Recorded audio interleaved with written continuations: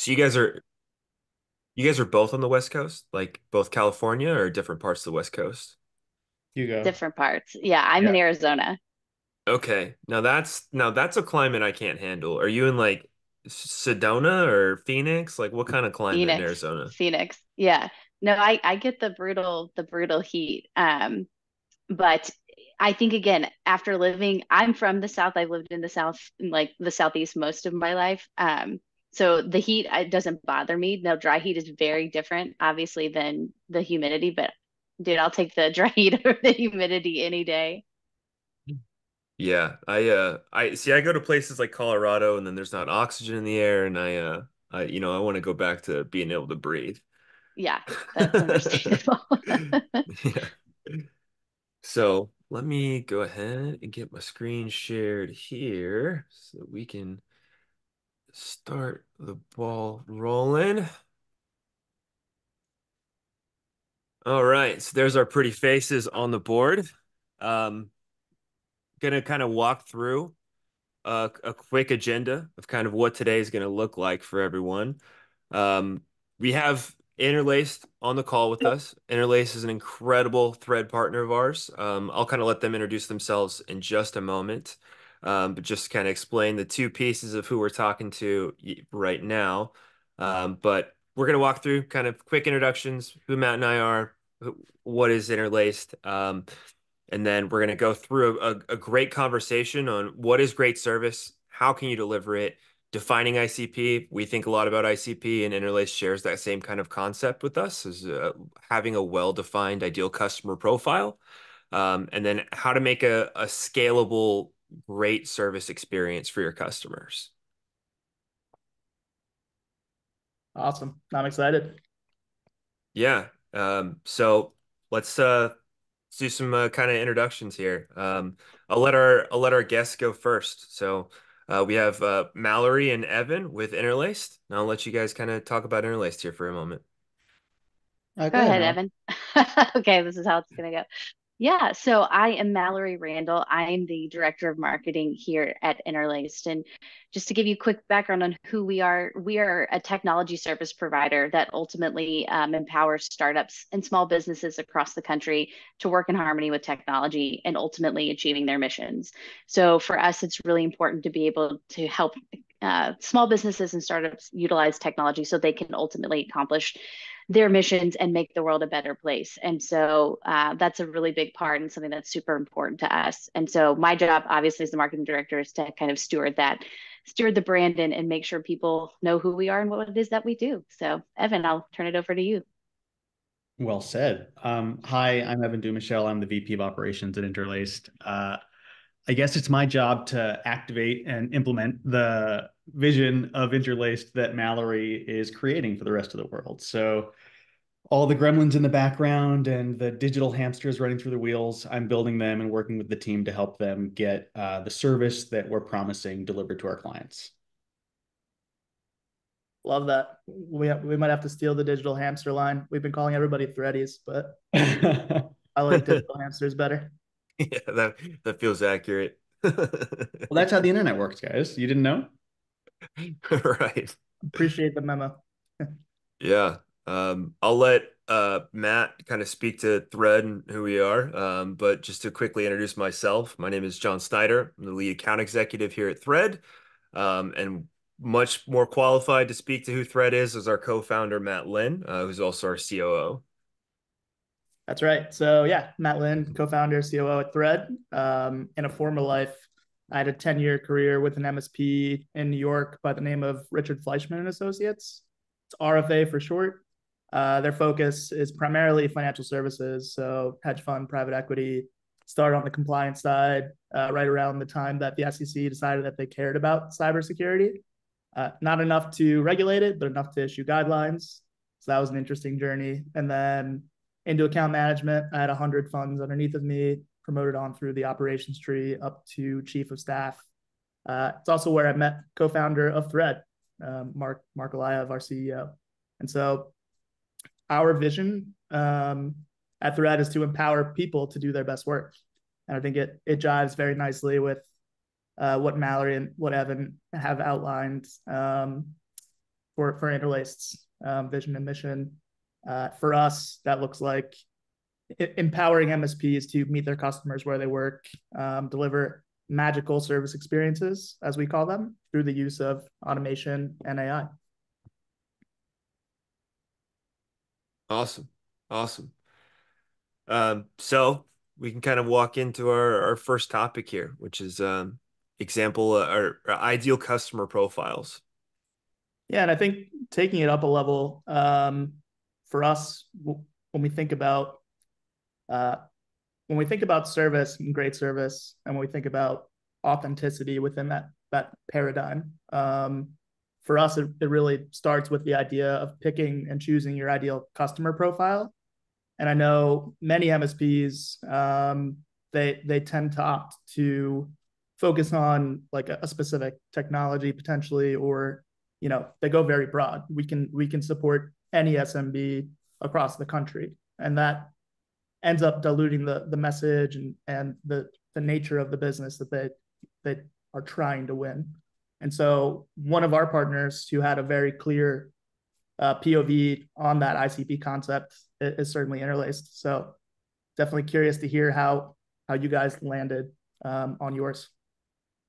Yeah, so our ideal customer profile, ICP, for, again, just in case people are wondering or Googling acronyms on the side, which I commonly do in my career.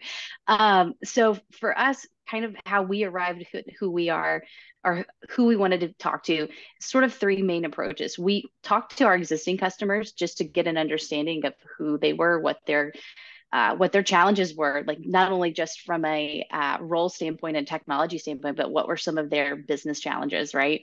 We also analyzed some of our existing client base to understand, things like verticals, who were the people, what were their buying roles within those verticals that we're commonly talking to.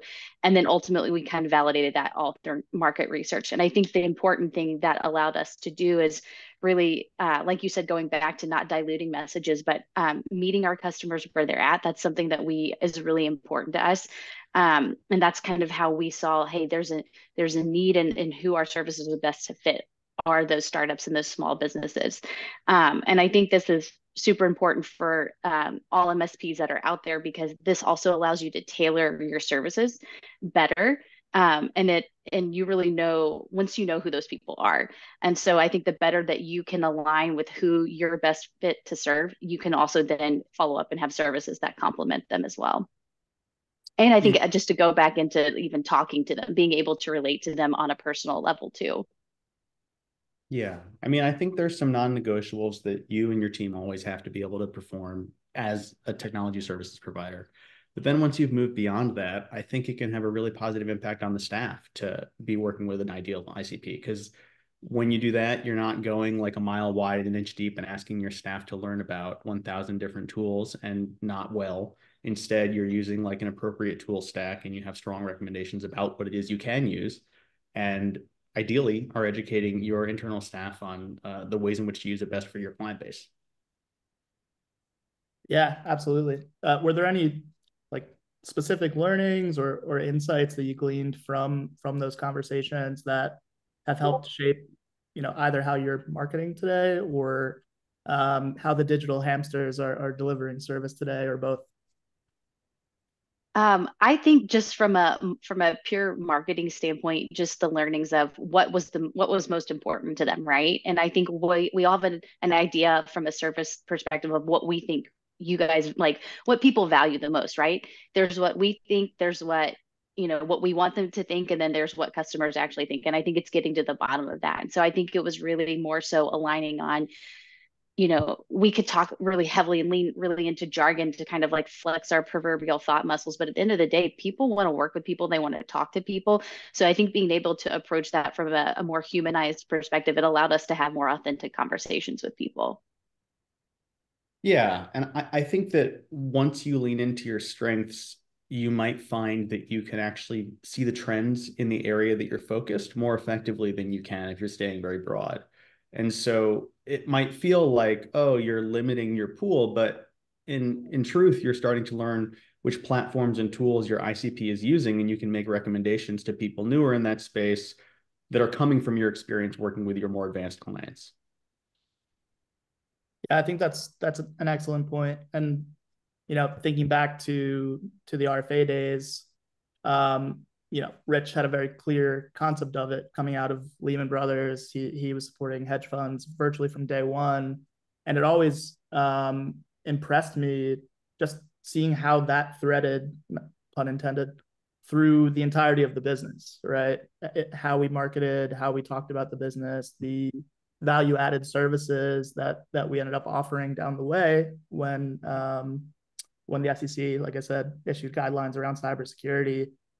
Fundamentally and deeply understanding that core target vertical yielded a lot of success both within existing business as well as going to market, whether it be in the markets that we were already in geographically or new ones down the way. Yeah, and I think a follow-on effect, which is not as closely related to the external nature of the clients, but the company culture that you're building internally tracks against the ICP. So we've got these core values that we pay close attention to, and particularly as we've grown, anybody who's working in management, who's worked for a small company, knows that like as you read through a book on how to run a company, you have to set some core values. But it's been a trip to work closely aligned with the core values, hiring, firing, and also holding your clients accountable to your core values too. Like, are these people, is this client a good fit with our core values? Do they align with that? And so once I started using that as my North Star, it was very helpful in making some decisions and also understanding where you want to direct the staff and the way in which you want to conduct yourself and the people in your team. Yeah, I think that's a really, really interesting point, which I'm excited you brought forward. So I think what you're getting at is you've been able to use it as a filter, both in terms of externally the types and the nature of business that you're working to attract and to convert, but also in terms of the staff, right? Yeah. And it's a big circle, right? You get the right people on the staff and you're aligning with the clients who feel the same way. And then when they talk to one another, they are in the same club and they generally get along pretty well. Yeah, I love that. Do you speak to them specifically in interviews? Like, do you ask how Yes, you body this? 100%. Our first interview in our process is exclusively a culture fit interview that aligns around core values. And then we move on to technology components after that. I love it. And just to put a fine point on it, what are those core values? If you can speak to them. Yeah, sure. Put people first, there when it counts, proactive and direct, follow through all the way, build the future today, and back it up. And those are all largely double meanings about empathy, emotional intelligence, dealing with clients, as well as the technology components associated with that. And then we've got additional details that align around that how it plays into how we want to speak to our clients and speak to each other, hold ourselves accountable. But that's the gist of it. I think that's so cool, the kind of dual meaning there, how you've interlaced the two together. Thanks. It's something too that we have a weekly sort of all hands meeting with our entire company, and we go through that, whether we go through all of the core values or we focus on one, and then we invite different members of the team to sort of speak to one or multiple of those core values, what it means to them, and then give an example of an experience they had that week where that core value really showed through for them. So you build almost a vernacular internally talking around those things, which I think is super important. If you're going to hire and fire against those, you're trying to find partnerships that match up. People really need to understand why these are important. And so I think being able to constantly bringing those up in conversation and reminding people of what these are, it's not just a matter of having them, it's also ingraining them into your culture as well. Yeah. Yeah. And I've worked in environments where the core values are cringy, whether it's what they are or the way in which they're held up. But if you can find a way to align around them, again, I guess we'll use the word authentically. Hopefully, at least for the people who are adopting it and aligning to it, it gives them an understanding of how to advance well in the company and not doing it in such a way that is lip service to it, but just trying to figure it out. Like, hey, what am I supposed to be doing right now? Oh, let me reference that. Okay, I can do that. Yeah, I think that's so important from a clarity standpoint, right? If they're ever unsure when they come to a fork in the road, which road to take, having that kind of posted centrally and a heartbeat, to Mallory's point, reinforcing it and celebrating those core values, it makes the decision a very clear one. The other path almost doesn't exist. A manager is trying to hold a one-on-one and they're a new manager and they don't even know how to start the conversation. Okay, you've got 6 questions to go through. And obviously you'll improve and you'll weave it in, but at minimum, it gives you a place to start. Yeah, I think it's so important. I think for us, we have a few core values as well that we lean into very heavily. We keep it to 3, try to keep it. Maybe it'll grow as we do, but John certainly had an experience with one of them during the interview process, if you Uh, recall. being radical, is that the one? Right. Yeah, that's a fun one that we really live by. I mean, if anyone's seen us in person at a conference, we've got a pretty radical presence. Yeah. So our 3 are radical, intentional, and customer crazy. I think Yeah. I think intentional was born out of radical in a way, because we always, if you're too radical without being intentional, could be off-putting, might rub somebody the wrong way, or you're not honing it in the direction where it'll be valuable for you or of value to you. And then intentionality, we always want to have a point of view on what we're doing, why we're doing it, and in meeting our customers and their customers where they are, we want to be very thoughtful in doing so and what the experience looks like. And I think authenticity is a major part of that. You don't want to be something that you're not, or try to be something that you're not. You want to be true to who you are as a CEO, as a COO, as a member of the business, because it's the only way to be from what we. Yeah. And to put a final point on it, sometimes when I'm talking about this internally, I do want to say, if the core values that you hold are different ones, that's great. No problem. It just means that maybe like this isn't 100% the right environment in which you'll feel the best, the most comfortable, et cetera. But like, I want to make sure that people don't think like those are the only core values. Those are just the ones that are helpful as a guiding light for us. As Definitely. a resident individual contributor on the call here, right? Having solid core values for the company gives me a really good foundation whenever I'm trying to be creative with new ideas and that I can bring to the table at Thread. Awesome. And I think, um, you know, harkening back to authenticity and the employee experience, I think Evan, actually both of you spoke a little bit towards it as a filter, but also using those as the North Star, so to speak, for folks to operate. We're big believers in employee experience being a major leading indicator of the customer experience, which is near and dear to our heart, of course. Has that been the case from what you've seen? And if so, what do you have any advice or tactics or strategies to share with those listening in for ways to elevate the employee experience so that they in turn deliver an elevated customer experience? Yeah, I think it's a constant process that we all work towards. Anybody who's worked in management understands that, like, the minute you solve one thing, you're trying to solve the next thing that comes along your way.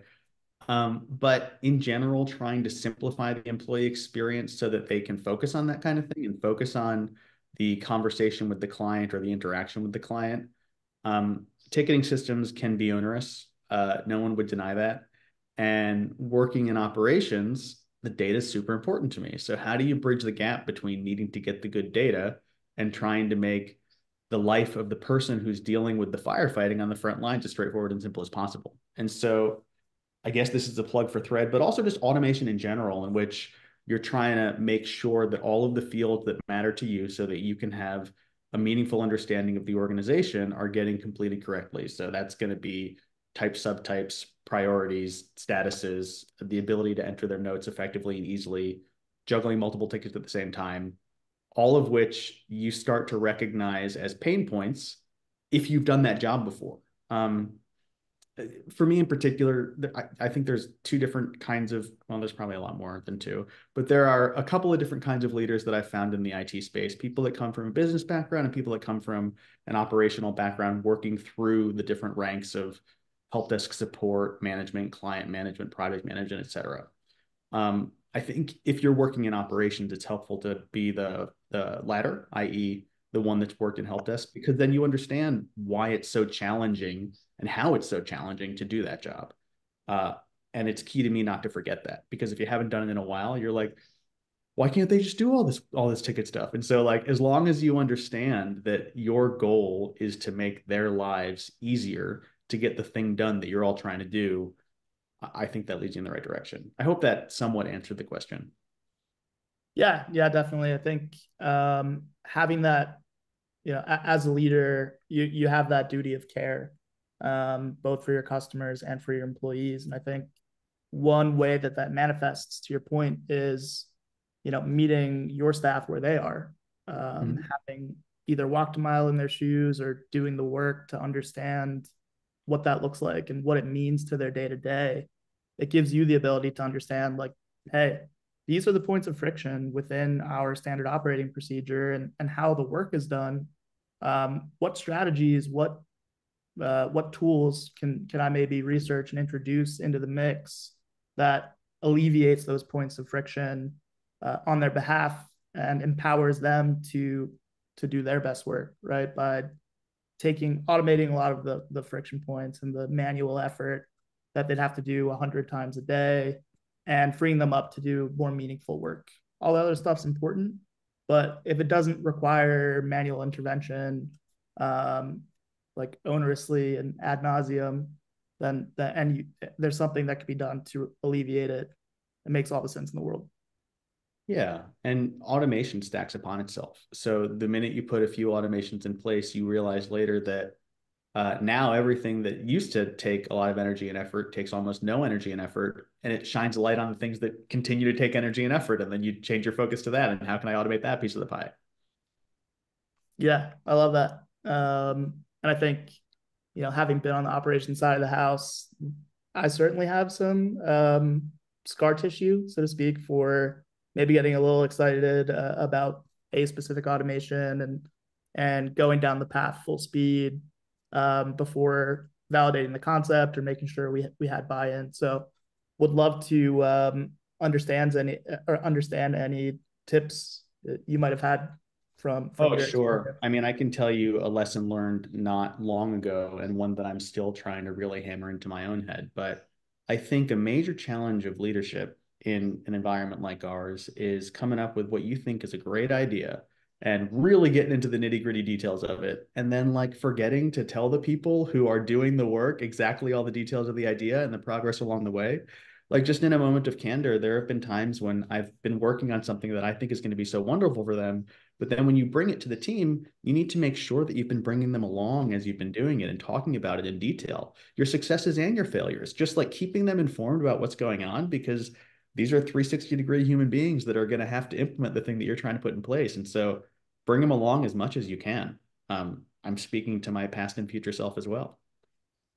I think on top of that, like to build on what you just said, Evan, too, it's important to start with the end in mind and why you're going through these motions, right? So uh, the end goal could be, hey, it's going to make your life easier. Or for all of us in a service-based industry, like why we're going to take these steps. What important outcomes is it not only for us, for the client? Like how is it going to make our businesses better as a whole? And so I think that's another important step in that is not only bringing them along their journey, but sort of painting that picture of like, this is what our hope in the future and state is going to look like. This is why we feel like we need to get there, and giving them some, giving time for feedback and saying, are there other ways that we could get there? Sure, but this is the path we're going to take now. But, even we know there may be pain points that are going to take us there, and there may be multiple iterations of this, but this is the end in mind. And I think it's really important to start there and then build back from there as well. Yeah, one of my mentors told me that change doesn't require consensus, but it does require conversation. So ultimately, we got to talk about it, and you got to keep everybody involved. We don't have to agree, but everybody needs to have a voice. And then we're going to move together in a direction that we've all come to agreement that that's the case, whether you feel strongly about something else or not. At least you had a chance to share your voice. And as I'm talking to the management team and myself, it is important, to Mallory's point, to always express the why. I've built it into like my habit language to say, and the why is just because if you don't, someone leaves that conversation feeling a little bit chafed. Yeah, 100%. You literally stole the words off the top of my brain, or almost. I was having a conversation with our lead investor around this time last year, and I used the word consensus, and he was like, "Wait. You don't need consensus. You need buy-in." And authentic buy-in starts with having those conversations, not assuming that the idea that you've come up with and you're so excited about is the right path until you've gone down those channels and had those necessary conversations with members of the team first. And so it definitely, you know, was a learning moment or an aha moment for me at the time, and it sounds like it was for you as well. Yeah. The last example of this, we've gone through some changes in the past in which I think I could have given more detail. And then we've got an upcoming change in the future. Without going into the nitty gritty of it, I made sure that I had a one-on-one with as many of all the staff members on the team as I could, and showed them all of the logic behind the decision, the actual spreadsheet that was involved in the decision, the new chart that in the way it's going to look in the future, the why the chart looks that way, and like had like a 30-minute meeting with as many people as I could. And if not me, somebody else on the management team, to tell them all of the details on the why. And it was a pretty overwhelmingly positive result. It took time, but I think it's worth it. So yeah, investing the cycles ahead of time, and then bringing people kind of along the journey with you, it sounds like is the advice there. Yeah. Yeah, I love that. Any specific examples or slightly anonymized examples you can give in terms of like leverage you all were able to gain within the business by automating certain things? Well, I have a specific example that's not the thing I was just talking about, which is a recent way to automate quickly and authentically and get to a good result. We recently had an experience where we needed to separate from a particular tool set, and it was a fast move. And so a way in which we were able to utilize Thread actually to automate that is creating a certain this might be in the details for some people, so I'll try to keep it broad-based. We categorized the companies in our ticketing system, which talks to Thread, because we had a feeling that as we were making this change, the tickets associated with that organization or that collection of organizations would almost exclusively be related to this upcoming change.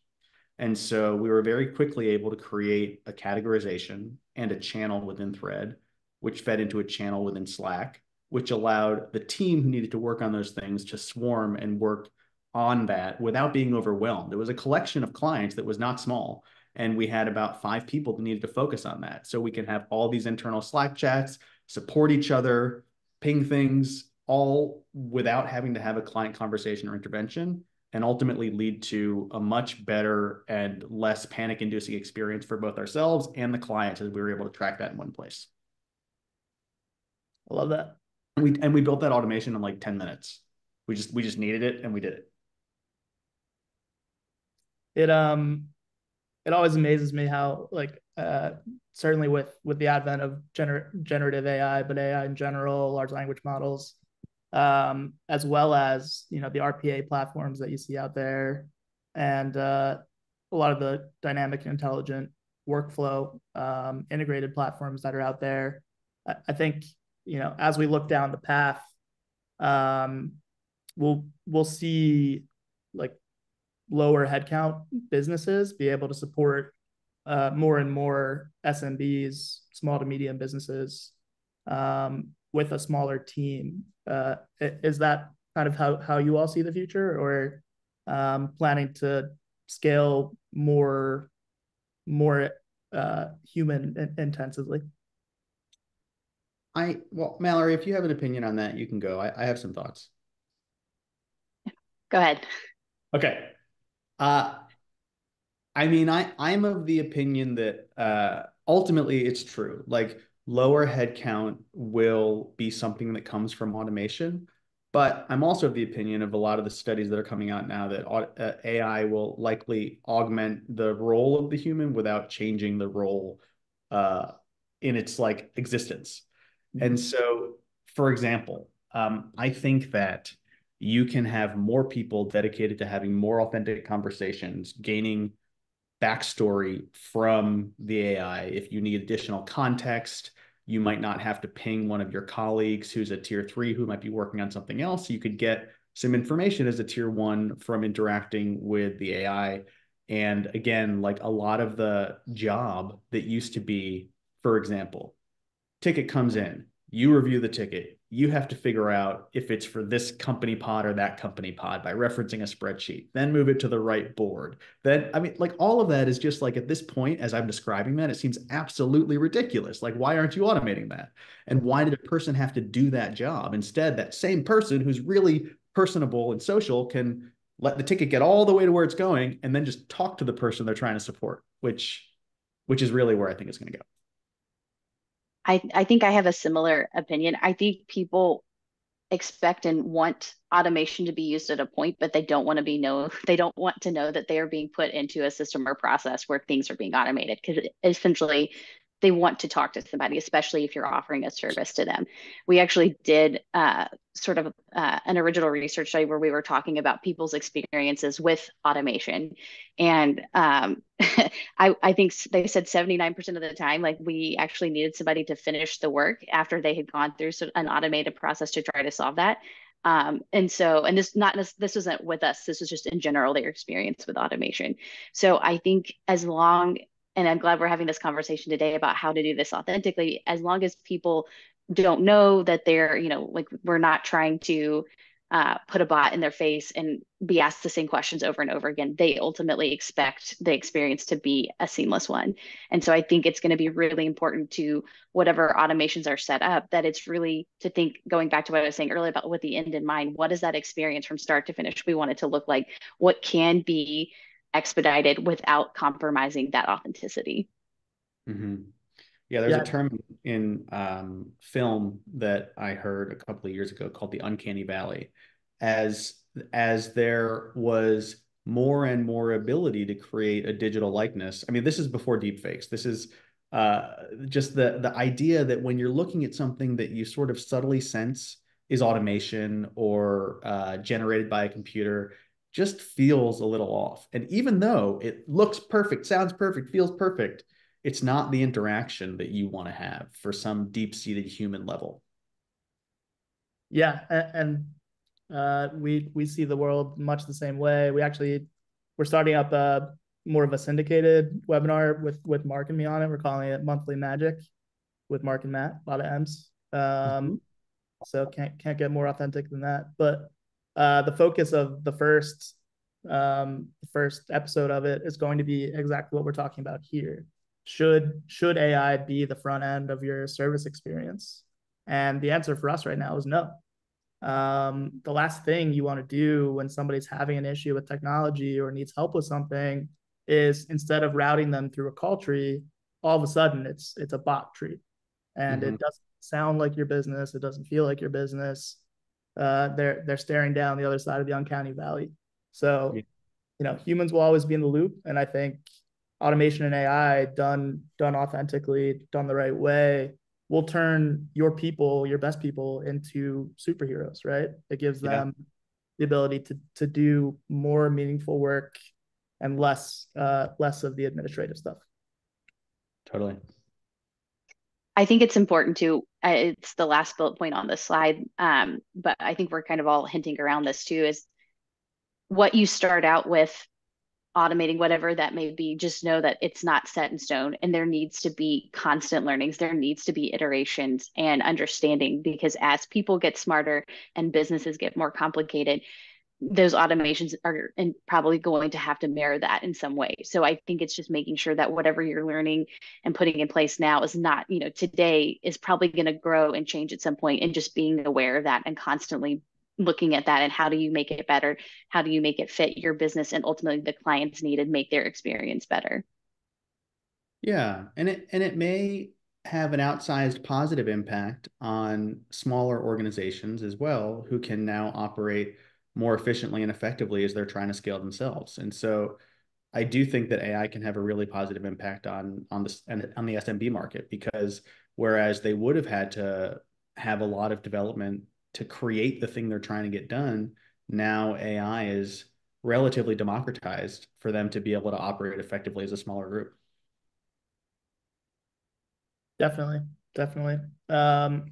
We're cooking up a lot of features and functionality around again, we've already kind of hit the low-hanging fruit in terms of data entry and things of that nature. The next evolution for us is more experiential. What can we do to understand if the session is going a negative route? You know, can we escalate automatically? Can we get it in front of a manager within the MSP so that they can help facilitate the conversation and deliver a better experience? And so It's awesome. it's certainly top of mind for us. What can we do from an experiential standpoint with automation? And I think authenticity is a major piece of that. You do want it to look, feel, and sound like your business. So any tips or advice around how to do so from that perspective? I mean, for me, from again the marketing side, and Evan, I'm sure you have a different vantage point from the operation side, but I think it's really knowing and understanding who you are as a company, who your target customers are, what matters to them, building that internal vernacular, having those North Stars, so everybody in your company understands like what is it that you're working towards, why do we do the things that we do, why it's important. We've talked about core values earlier, but a mission statement I think is super important to have built around that. Why does the company exist? What does this world look like if you guys come to work every day and bring your most professional, authentic self? Like, what does that look like? And so I think being able to have a better sense of who you are as a company and how you want to present that yourself will ultimately help you be able to understand ways of like how you can not only aesthetically look but sound, that tone of voice, all of those things are really important to have a good grasp on. Yeah. I mean, the thing that occurred to me actually was we've got our sales team working diligently on streamlining our onboarding process and making sure that prospective clients understand everything they can about Interlaced in the beginning of the conversation. And so they've created some automations around microsites for clients and making sure that they have access to all the materials that they might have had to go back and forth with 100 questions. And from a business perspective, it moves the sales cycle faster. But from a client perspective, I'm sure that it gives them the authentic voice and hopefully the experience of speed and efficiency and a wealth of information that we're trying to provide to them as they're going through this conversation. Yeah, I think that's great. And another great partner of ours, WBM, they have as part of their culture, as part of their kind of handbook, core values is a very clear guideline for how do we speak with customers? What are the 5 to 6 things that need to be included in every interaction? I think it's just a great point of alignment for their team and making sure that every interaction looks and feels like they're working with WBM. Yep. It's important because it not only it builds cohesion internally. It instills, I think, trust from our customers and our prospective customers, right? They want to know that they're having all these different experiences with different touch points and different people that can make people feel uneasy, right? Like, am I going to get the same, uh, you know, when it comes to, especially for startups and small businesses like for us, like we know that there's a large emotional component that goes into this for them too. So just being able to make sure that that consistency across the board helps really instill and build that trust, I think is you can't discount that. Mm-hmm. Definitely. Awesome. Well, let's kind of take some moment here for Q&A, guys. This has been an awesome session so far. If anyone does have any questions for Mallory, Evan, Matt, myself even. I'll answer some questions if they throw them my way. Throw them in the chat right now, and we'll be able to walk through those with them. Um, I guess looks like we do have one sitting here. How do you guys find balance between prioritizing customer experience versus employee experience?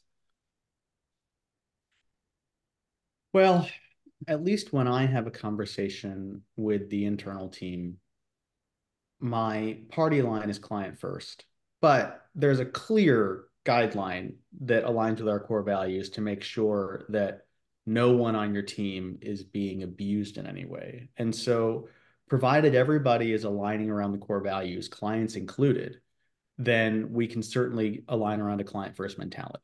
But the minute it crosses the line, you got to stand up for your team. And so I guess I would say I align around the core values and I hold the clients just as accountable as I do the internal team.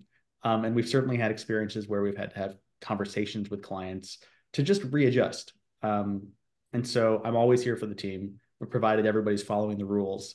We are in the service industry, so it's a client first mentality. I think that echoes exactly how we think about it as well. We have, I think, and apologies for cursing in advance, but we have a hidden fourth key core value, which is no assholes. Absolutely. So, yeah, on the customer side and internally, and we hold to it very kind of strictly. And we've had a similar experience where, you know, if our team's straight up and if they made a mistake or something of that nature, and we've taken ownership of it, but the customer takes a little too far, you got to back your team up, and you got to, make sure to enforce those core values. Otherwise it eats away at your authenticity as a leader and as a company. Yeah, it's worth also saying we are in the consulting and advising business, right? So the customer is always right, doesn't apply. In fact, they're paying you because you're supposed to be right, and they want to understand what your thoughts are on it. So don't be shy about consulting with clients in this particular industry. They're paying for that. Yeah, I think that's an excellent point. And something that we talked about in the lead up to this webinar that I don't know we touched on is from that advisory, from that consultancy standpoint, delivering value into their business beyond kind of break fix, using automation as one vehicle to do so. Is that something that's top of mind for Interlaced today? Always. I mean, we are not a break fix shop. We're a consultancy. If you operate as a break fix shop, then when you've done all of your good work and things stop breaking and fixing, they have the "what have you done for me lately" conversation. And so creating automations to represent that information. We work with live dashboards that are 24/7 available to our clients that they can log into anytime to see their metrics. About 3 to 4 years ago, I went on like a transparency kick and just made every metric that we're holding our internal team accountable to available in an always on model for all of our clients. And we have our client success managers reviewing those metrics and talking about open opportunities with the clients all the time. And they don't always take your recommendation, but they need to be fully informed and they have to understand that you have the recommendation. You shouldn't shy away from letting them know where their technology environment is, where it can go. I also think it's really important to help the client budget for their IT. A lot of clients, especially in the startup world, don't necessarily have an IT budget. And setting the stage for that conversation early in the relationship so they understand that they have to have an IT budget is important because, all you're doing is advising them on your previous experience. And if they can set up for that, you'll be setting them up for success as they grow. Yeah, I think that's an excellent point of view to take. And are you communicating those takes or that advice through like quarterly business reviews, or is it more of an ongoing conversation, or a little bit of both? Both, yeah. We keep a technology roadmap, we deliver quarterly business reviews, and we have regular syncs with the key contact that talks about service metrics, ticket updates, things like that. Particularly if there's any kind of junk in the water, you want to get in a conversation and talk about it and reveal it and be like, oh man, that ticket did take 2 weeks to respond to. Let's deal with that, because that is, you see the metrics, you see that we're responding in 5 minutes for every ticket. So what happened with that one? And let's dig into it. I think hiding from the one-offs will leave a client feeling like there's an integrity loss, when in truth, you want to solve that issue just as much as they do. And the only way to do that is to have regular conversation. I think on top of that too, it's not telling them the metrics that they can see in the dashboard, because they can just as easily read those off. But what are the trends that you're seeing with the data that's being piped in there, right? What Yes. are what are the ways that you can return business value back to them by saying, hey, we're seeing tickets of this nature come in. This is an indicator of whatever X, Y, or Z may be. We have a service offering that can fit that, or we will help you craft a way to fix this. But I think that's the bigger value that we're able to provide back. And I think all of us in the service-based industry, it's not just pumping stats into their faces. It's, what do these stats mean? Why should they care? What does it mean for their business? And how can we impart value back to them? It circles back to the why. I mean, it's one of the same things we were talking about 15 minutes ago. You have to communicate the why to the client, just like you do to the team, just like you do to probably anybody in your life. And so oftentimes, if I'm on that kind of call, I'll say, when I see something like this, it means this to me. And so bridging the gap between what that number actually means in a story and telling that story, it indicates that you understand 360 what's happening in their world, but also it's just a kind and empathetic thing to do, instead of just throwing a number at someone where almost surely, if you don't know each other that well, they're just going to say, thanks, okay. And then they're going to get off that call. Like, you want to make sure that you're bringing them along. Yeah, I think, harkening back to the concept of meeting people where they are, 100%. You're not making any assumptions that that they've been exposed to IT service management concepts before. It's saying, hey, I'm the expert. You've engaged with our company. This is what I've seen before. This is what your environment's telling me. Let's do XYZ to address it. Mm-hmm. Which I think is exactly the right take. Mallory, Evan, this has been incredible. This has been a great time. Thank you guys so much for joining us and doing this with us today. I think it's been a really valuable session for everybody. Thank you. It was So, awesome to be here. Yeah, John, Matt, this is great. Love awesome. it. We'll have to do it again. Yeah, we'll do it again sometime. Thank you so much, everybody, for joining us. We'll send a recording out for anyone that's interested in reviewing it. But thanks again. We'd love to see you guys join us for our next one. All right. Awesome. Thanks, everybody. Yeah. Bye.